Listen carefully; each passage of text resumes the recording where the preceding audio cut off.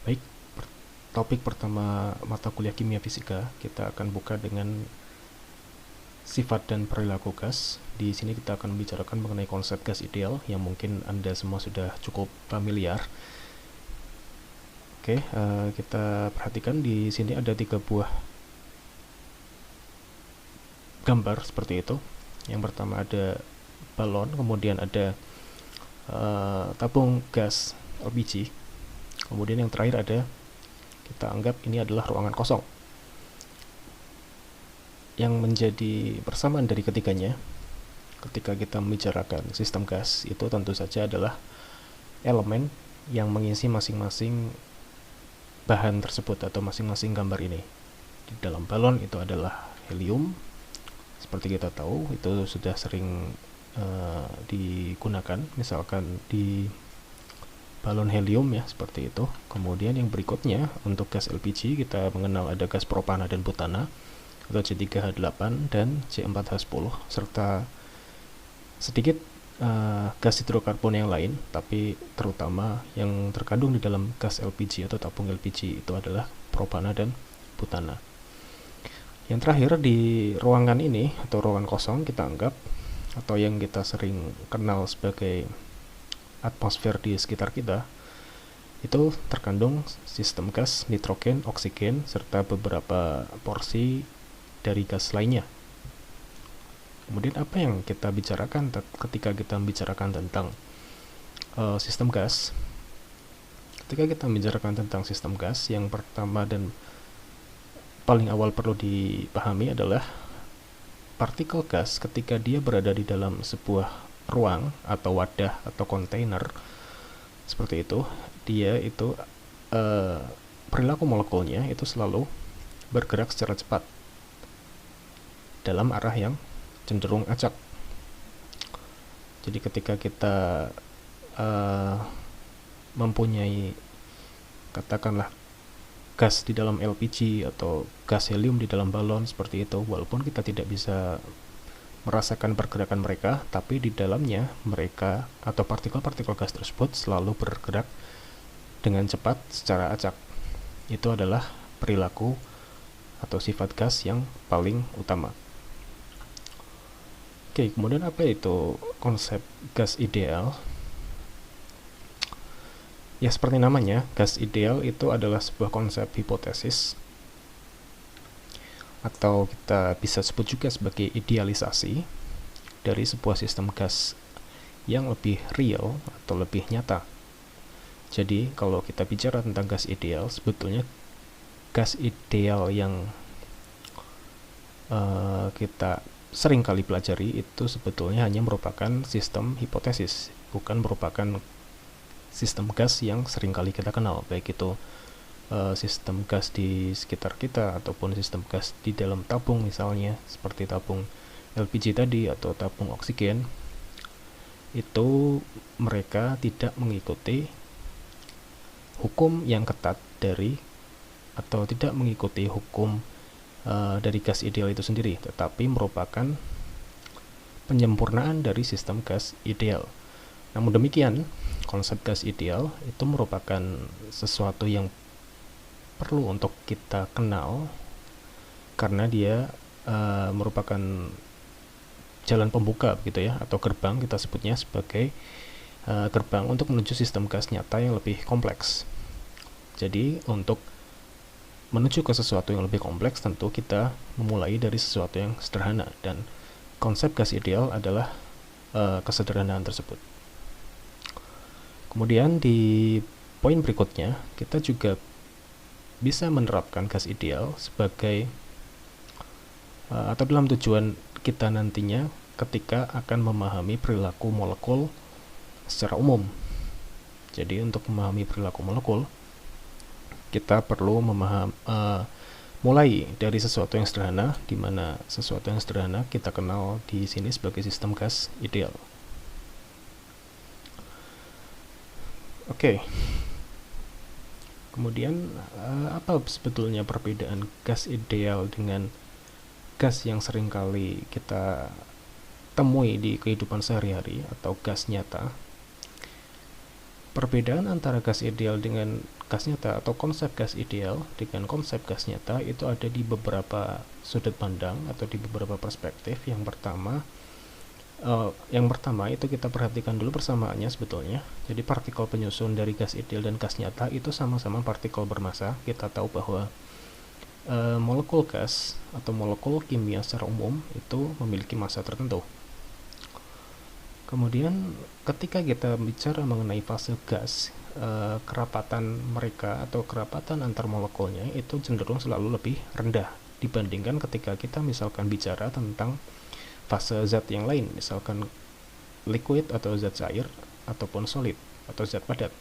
Kerapatan gas ideal itu cenderung lebih rendah ketika atau kerapatan molekul itu cenderung lebih rendah ketika berada di dalam fase gas. Itu berlaku sama antara gas ideal dan gas nyata.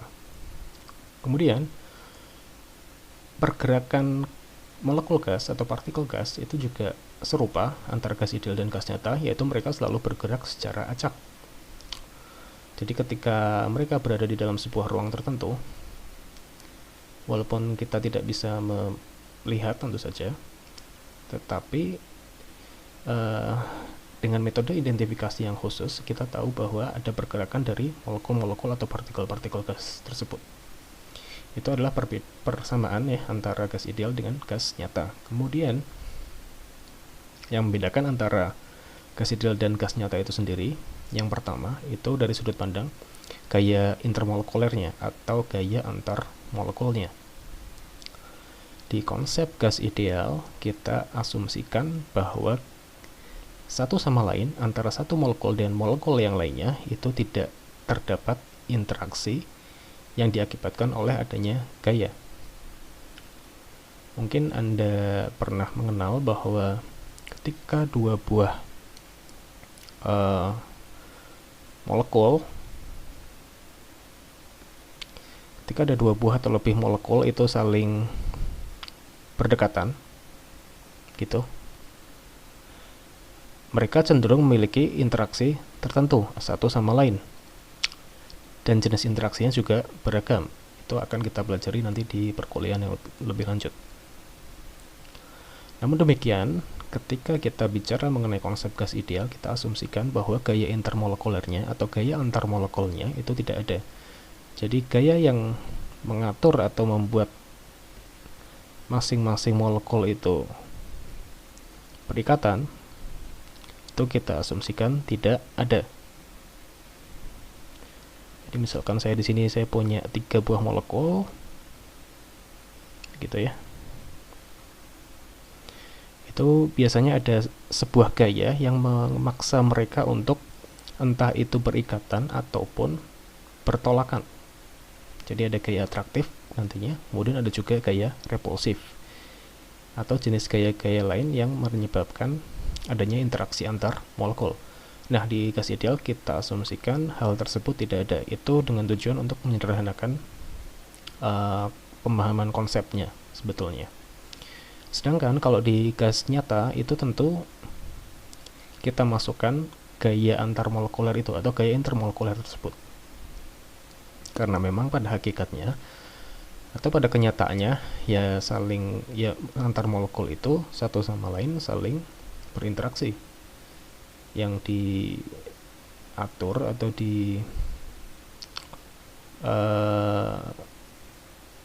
ikat begitu ya dengan gaya intermolekuler yang jenisnya cukup beragam.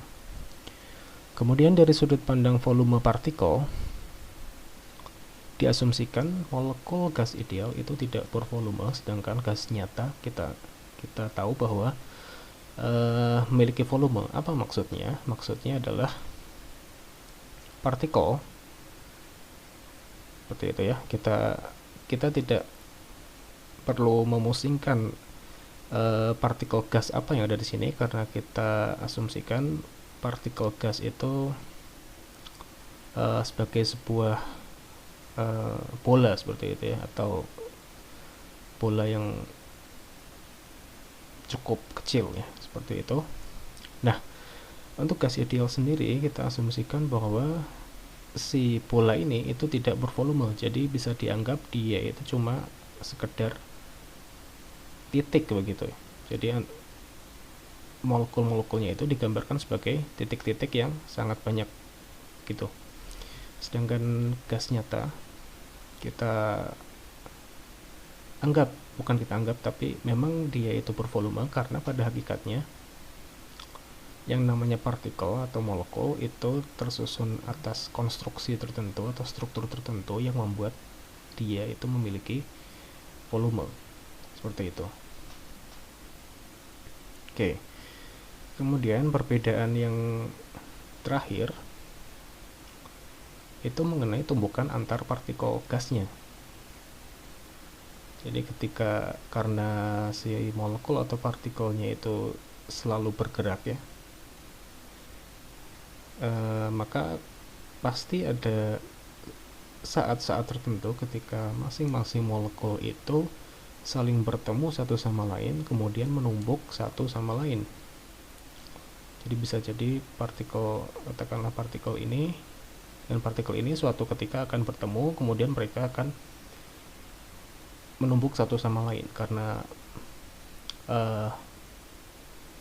ya pada hakikatnya mereka sesuatu yang punya massa ya. Mereka punya massa. Jadi ketika mereka bertemu, ya ada tumbukan yang terjadi. Nah, untuk gas ideal diasumsikan tumbukan antar partikelnya itu bersifat elastis atau elastik, atau mungkin kita bisa sebut lenting ya, lenting sempurna gitu. Maksudnya adalah ketika satu partikel atau satu molekul bertumbukan dengan molekul satunya, itu mereka tidak akan kehilangan energinya seperti itu. Jadi kalau mungkin Anda bisa membayangkan bola tenis begitu ya, bola tenis yang masih bagus, yang pantulannya itu masih cukup elastis. Jadi misalkan saya punya bola tenis, saya jatuhkan ke tanah dengan kecepatan tertentu. Setelah sampai tanah, itu dia akan kembali lagi ke titik semula. Jadi ini R1 misalkan, ini R2 gitu ya. Jadi ini ketika proses jatuh, ini proses kembali ke atas. Nah, R1 sama R2 nya itu akan sama begitu, karena tidak ada kehilangan energi. Itu yang disebut dengan tumbukan elastis atau lenting sempurna, dan itu yang kita ambil sebagai asumsi untuk sistem gas ideal. Sedangkan untuk gas nyata, yang terjadi adalah ketika molekul 1 dan molekul 2 dan seterusnya itu saling bertumbukan, mereka akan kehilangan energi tertentu berdasarkan beberapa faktor ya, yang nanti akan kita singgung di topik berikutnya. Nah, kehilangan energi tersebut atau kehilangan energi karena tumbukan itu, maka kita bisa sebut bahwa gas nyata tumbukan antar partikelnya itu adalah non elastis. Jadi ketika satu partikel atau satu molekul bertumbukan dengan molekul 2 misalkan,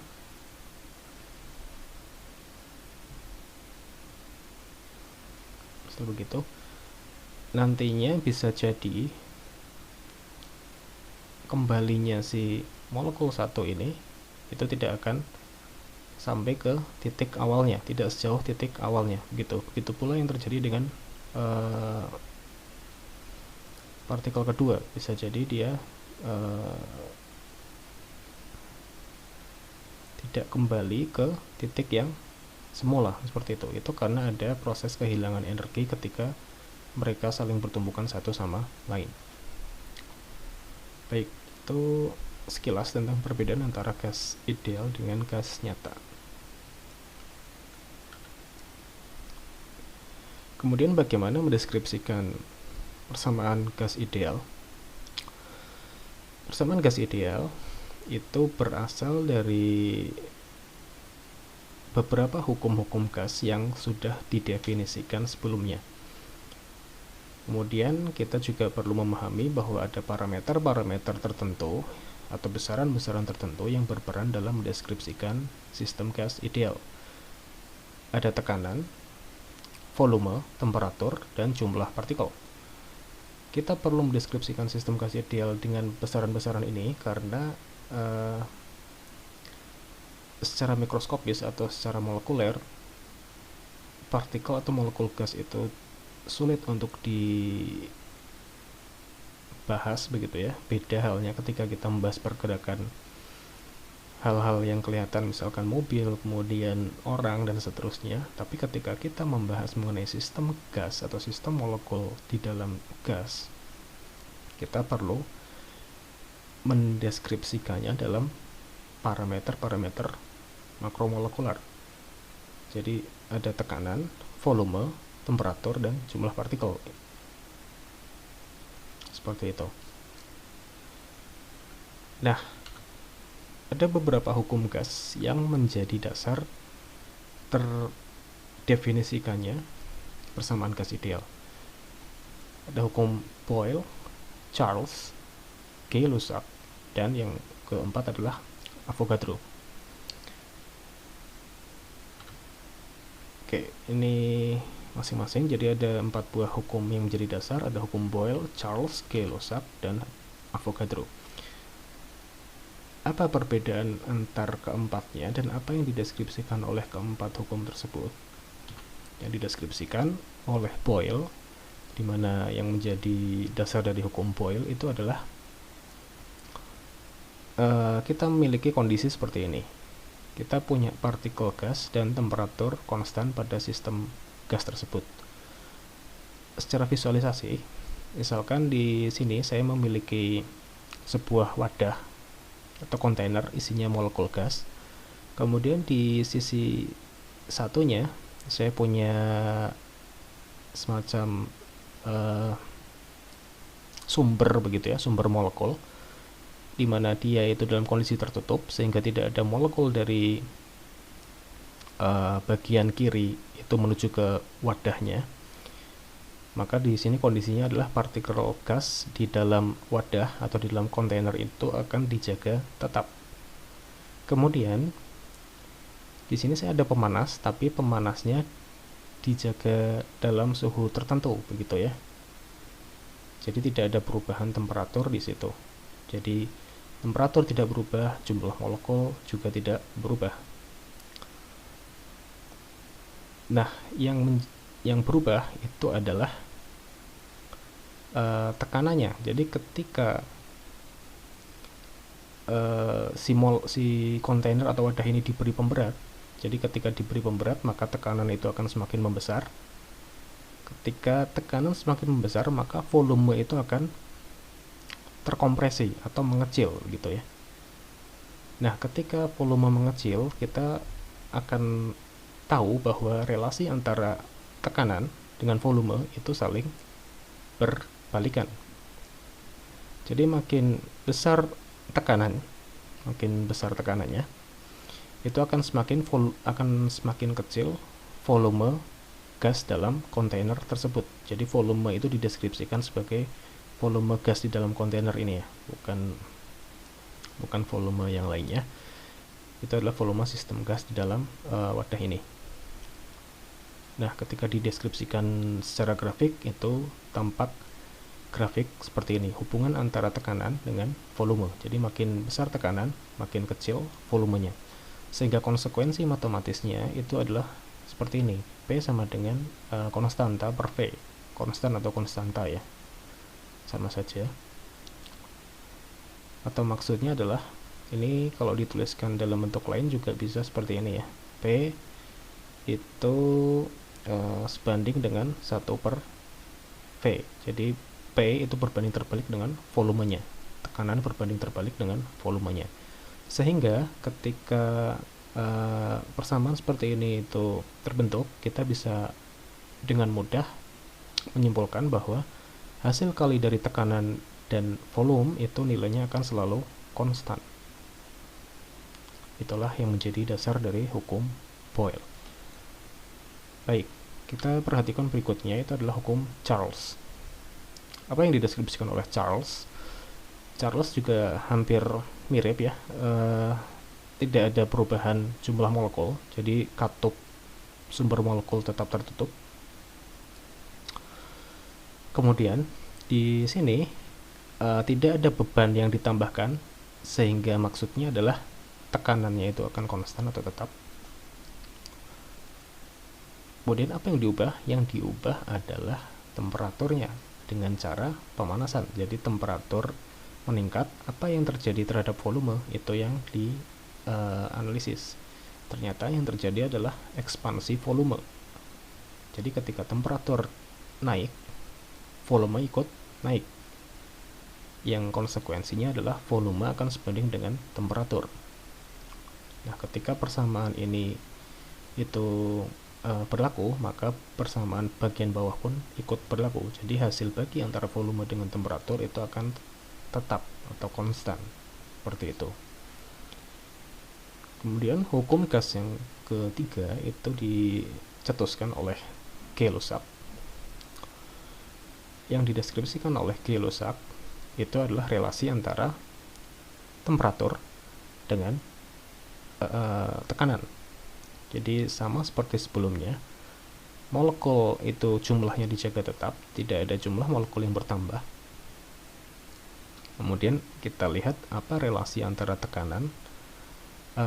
relasi antara temperatur terhadap tekanan. Ternyata yang terjadi adalah ketika tekanan atau ketika temperatur naik, ketika sistem gas itu bertambah temperaturnya, maka tekanan gas di dalamnya itu terbaca ikut naik, sehingga otomatis konsekuensinya adalah penambahan jumlah tekanan itu akan sebanding dengan temperaturnya. Jadi makin besar temperatur, makin tinggi tekanan di dalam sistem gas tersebut. Kemudian konsekuensinya adalah P per T sama dengan konstan. Itu adalah konsekuensi dari hukum Gay-Lussac. Kemudian yang terakhir, hukum gas yang menjadi dasar dari persamaan gas ideal itu adalah hukum Avogadro.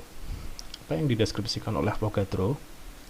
Nah, Avogadro itu relasinya berhubungan dengan jumlah zat atau jumlah molekul atau jumlah partikel di dalam sistem gas ini, di mana tekanan dan temperatur itu dijaga tetap, tidak ada tekanan yang diubah begitu, kemudian temperatur juga tidak diubah. Ternyata relasi yang terbentuk adalah ketika jumlah molekul itu bertambah, maka sistem pun volumenya itu akan ikut bertambah. Sehingga ketika kita tuliskan dalam bentuk matematis, kesebandingannya bisa ditulis dalam bentuk V sebanding dengan N besar atau V sebanding dengan N kecil. Apa itu N besar? N besar adalah jumlah molekul ya. Jadi N besar itu jumlah molekul. Kemudian kalau N kecil ya seharusnya kita sudah tahu N kecil adalah jumlah mol. Jadi jumlah molekul maupun jumlah mol itu sama-sama mendeskripsikan banyaknya zat ya, sebetulnya hanya berbeda satuan saja. Jadi kalau N besar itu dalam jumlah secara realnya itu berapa buah molekul seperti itu. Kalau jumlah mol ya berarti berapa mol di dalam sistem gas tersebut. Jadi mol itu seperti sepaket begitu ya. Misalkan 1 mol O2 itu berarti kita bisa asumsikan ada beberapa molekul di dalam 1 mol tersebut. Sebetulnya mol itu juga jumlah satuan jumlah saja. Kalau Anda membayangkan, mungkin bisa dibayangkan seperti lusin, kemudian ada kodi seperti itu. Nah, itu juga sama, satuan jumlah yang kita kenal sehari-hari ya mungkin. Nah, mol itu juga sama, cuma dideskripsikan sebagai atau yang dideskripsikan adalah biasanya ya elemen-elemen kimia atau unsur-unsur kimia seperti itu ya. Oke. Jadi konsekuensi dari hukum Avogadro itu adalah karena V berbanding lurus dengan N, maka V per N besar maupun V per N kecil itu akan sama dengan konstan. Oke, nah kesimpulannya kita tahu bahwa tadi dari hukum, atau saya rekap sebentar. Dari hukum Boyle kita tahu bahwa PV sama dengan konstan. Dari hukum Charles kita tahu bahwa V per T sama dengan konstan. Kemudian dari hukum Kay-Lussac, P per T sama dengan konstan. Dan berdasarkan Avogadro kita tahu bahwa V per N itu sama dengan konstan. Maka ketika keempat hukum gas yang tadinya itu terpisah itu dikombinasikan, itu bisa muncul beberapa konsekuensi atau beberapa bentuk seperti itu ya. Bentuk yang pertama, kita asumsikan jumlah zatnya itu konstan, maka konsekuensinya adalah PV per T sama dengan konstan. Tidak ada pengaruh jumlah molekul atau jumlah mol di konsekuensi yang pertama ini. Kemudian kalau kita masukkan konsep Avogadro tadi yang menyertakan jumlah molekul, maka kita bisa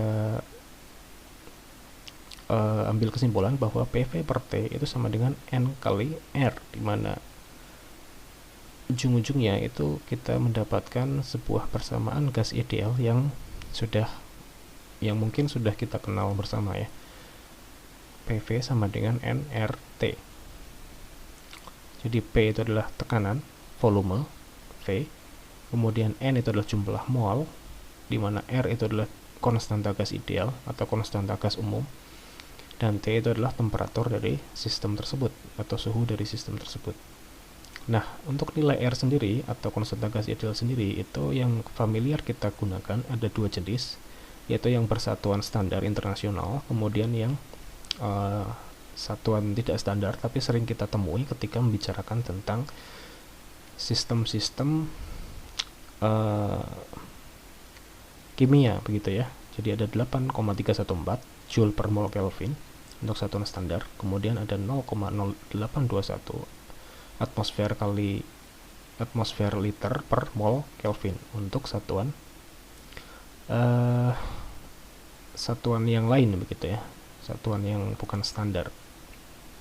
Dan penggunaannya itu bisa dipakai dua-duanya sebetulnya, tergantung konteks apa yang sedang kita bicarakan. Dan mungkin kita akan lebih familiar dengan perbedaan angka ini ketika nanti kita sudah bicara tentang contoh kasus ya, mungkin seperti itu. Oke, kemudian setelah kita mengenal hukum atau persamaan gas ideal, berikutnya adalah ada namanya persamaan keadaan. Apa itu persamaan keadaan? Jadi kalau kita bicara mengenai sistem itu bisa mengalami perubahan keadaan dari satu titik ke titik yang lain.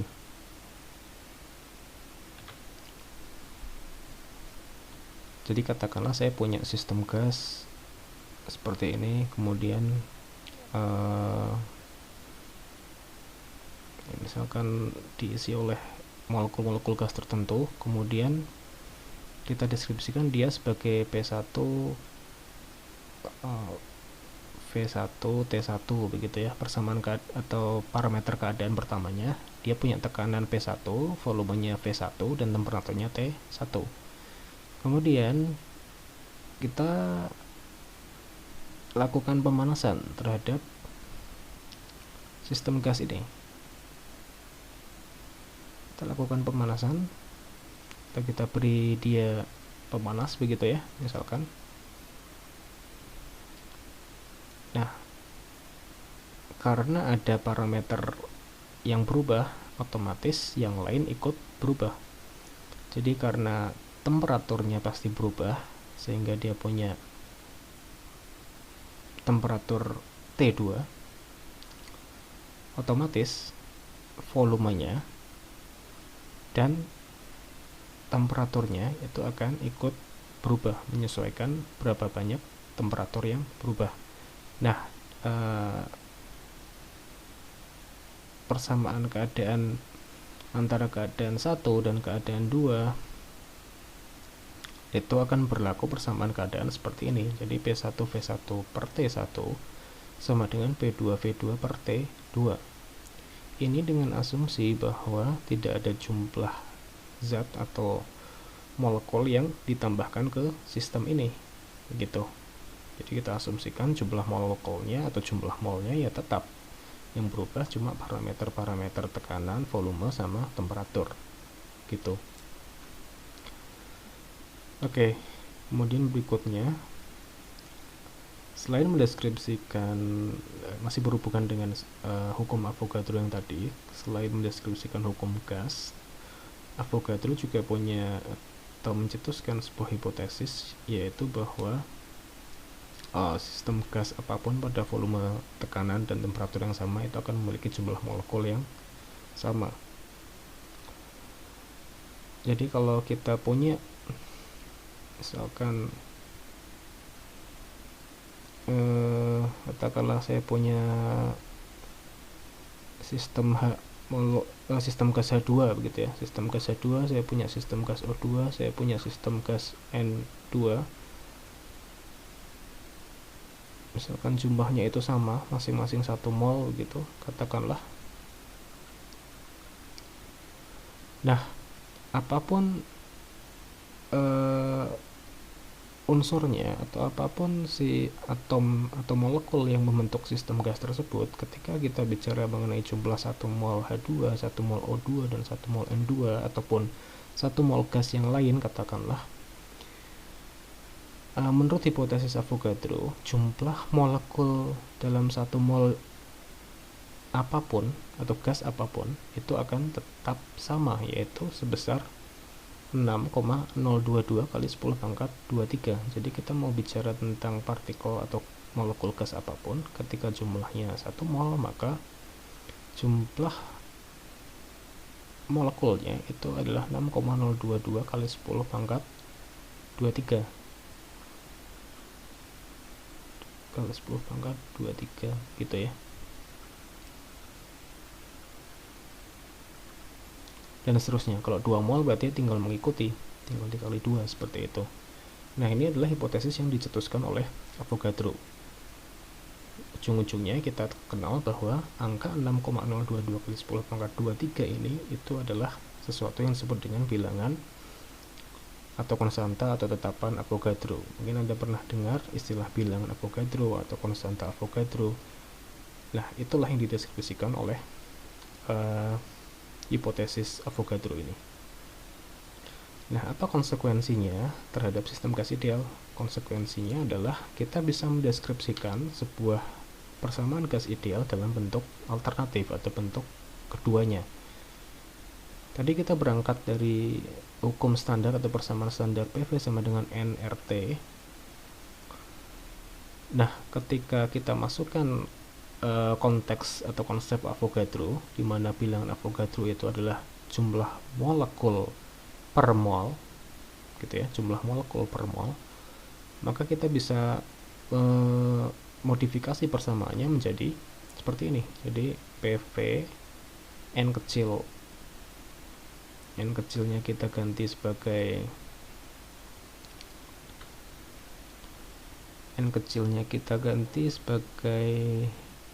N per Na berarti ya.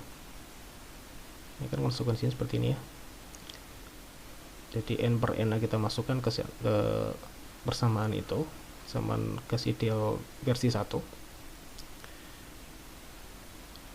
Kemudian kita deskripsikan sebuah konstanta baru yang disebut dengan konstanta Boltzmann, di mana konstanta Boltzmann ini merupakan hasil bagi dari konstanta gas ideal dibagi dengan bilangan Avogadro.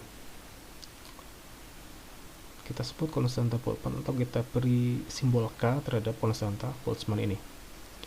Nah, konsekuensinya adalah kita bisa masukkan bagian ini ke situ, jadi N kali R per Na kali T, kemudian R kali Na nya itu kita sudah deskripsikan sebagai K, maka kita ubah bagian ini menjadi K, sehingga kita kenal persamaan gas ideal atau hukum gas ideal jenis kedua, yaitu N besar kali K kali T, sama P adalah tekanan, V adalah volume, kemudian N besar di sini itu bukan lagi jumlah mol tapi adalah jumlah molekulnya. Jadi sudut pandang yang diberikan di hukum gas ideal versi 2 itu adalah ketika kita punya bentuk atau punya parameter jumlah molekul, bukan jumlah mol, misal seperti itu ya. Kemudian K itu adalah konstanta Boltzmann dan T itu adalah temperatur. Nah, konstanta Boltzmann angkanya atau nilainya itu adalah 1,38 kali 10 pangkat minus 23 Joule per Kelvin. Ya, ini kan ini sebetulnya cuma hasil bagi dari bilangan konstanta gas ideal dibagi dengan bilangan Avogadro.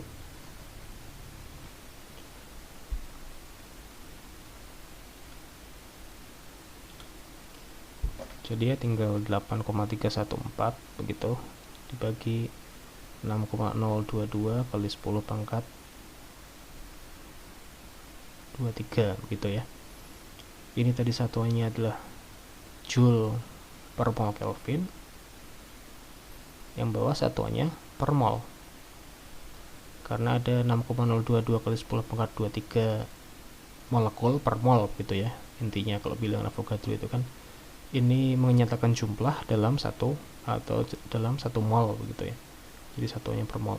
Nah, otomatis kita bisa coret per mol dengan per mol sehingga menghasilkan satuan dari konstanta Boltzmann itu adalah Joule per Kelvin.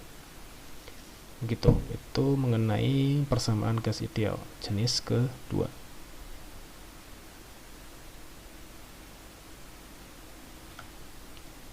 Oke, kemudian konsep terakhir mungkin yang kita bicarakan di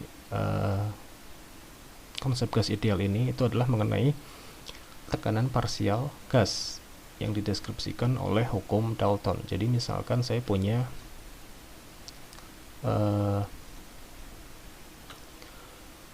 dua buah jenis gas begitu ya. Saya punya gas dengan jenis 1, tipe molekul 1. Ini kita sebut dengan angka saja supaya memudahkan.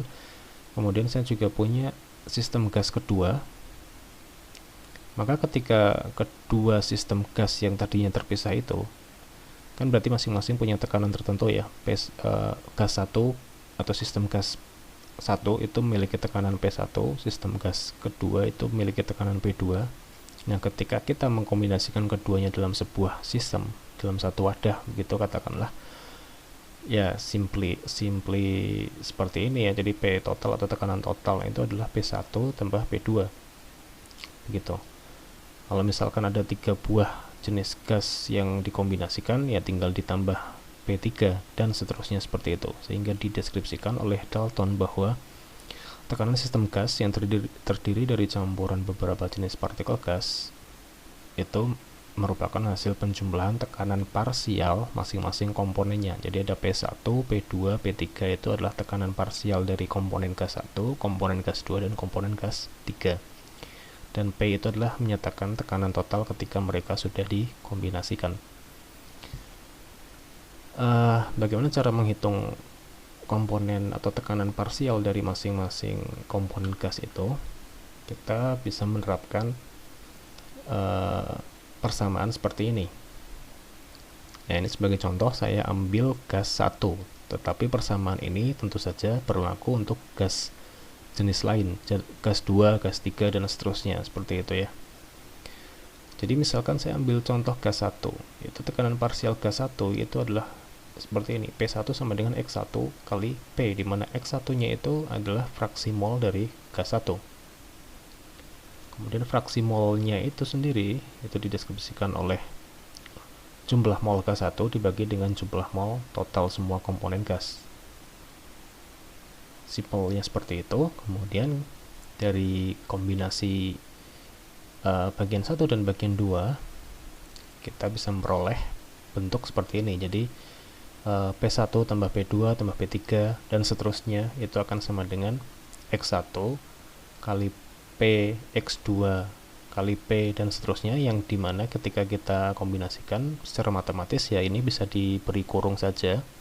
Jadi X1 tambah X2 tambah X3 tambah X4 dan seterusnya dikali P, sehingga menghasilkan tekanan totalnya itu berapa, seperti itu.